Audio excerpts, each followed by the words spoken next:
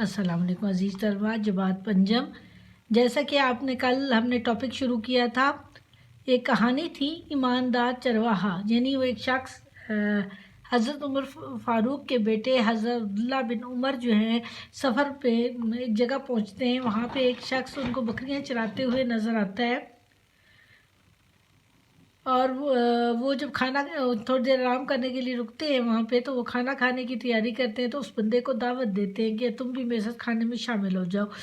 تو وہ انہیں بتاتا ہے کہ میں یہ بکریاں اجرت پر چراتا ہوں، ان میں سے کوئی کسی کو نقصان ہو گیا تو میں کیا کروں گا۔ یہاں تک ہم نے پڑھا تھا، آگے کا ہم پڑھتے ہیں۔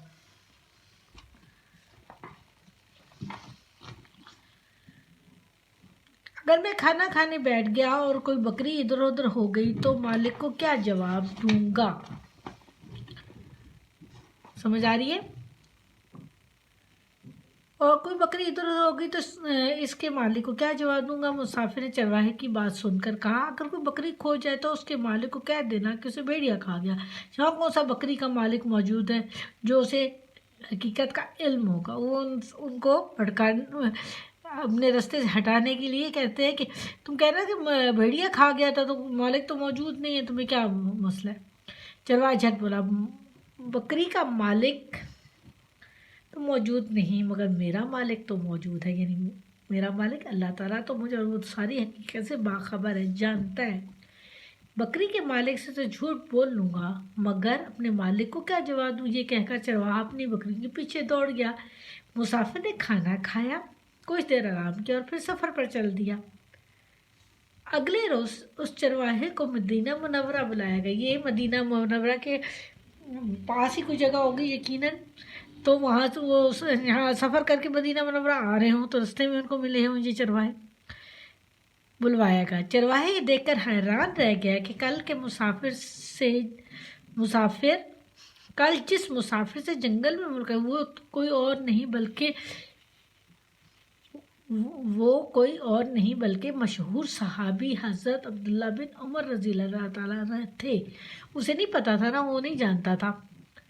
حضرت عبداللہ بن عمر رضی اللہ تعالیٰ نے اس غریب چرواہے کی ایمانداری سے بے حد متاثر ہوئے۔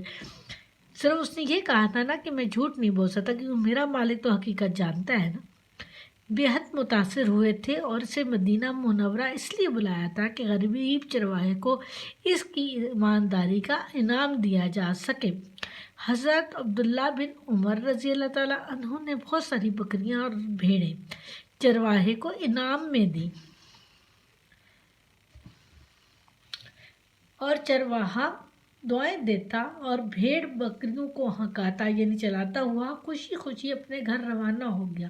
اور حضرت عبداللہ بن عمر رضی اللہ عنہ سوچنے لگے، واقعی ایمانداری سے بڑی کوئی دولت نہیں۔ اگر وہ اس وقت کھانے میں شامل ہو جاتا اور ایمانداری کا مظاہرہ نہ کرتا تو اسے کبھی اتنا بڑا انعام نہ ملتا۔ اب آپ کو یہ سمجھ آ گیا؟ اس میں اورنج میں لکھے ہوئے ورڈ انڈر لائن کی، یہ آلریڈی میں املا دے چکی ہوں آپ لوگوں کو۔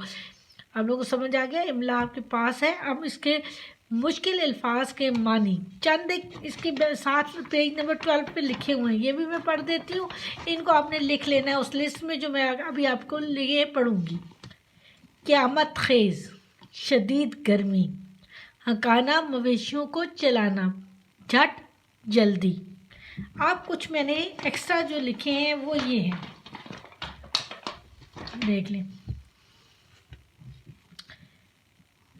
چرواہا، بھیڑ بکریاں چرانے والا، محترم، قابل عزت، دسترخوان، رومال یا چادر جس پر کھانا رکھتے ہیں، سایہ دار، جس کے نیچے سایہ دار درخت کہا جاتا ہے نا، معذرت، معافی، مصروف، کام میں لگا ہوا، اجرت، مزدوری، باخبر یعنی اسے معلوم ہوتا، جانتا ہے۔ ٹھیک ہے، یہ آپ لوگوں کو سمجھ آ گئے؟ کہانی سمجھ آ گئی؟ کہانی کیا تھی؟ کہانی یہ تھی، ایک چھوٹا سا واقعہ تھا کہ سفر کر رہے تھے حضرت عمر فاروق رضی اللہ تعالیٰ عنہ کے بیٹے حضرت عبداللہ بن عمر۔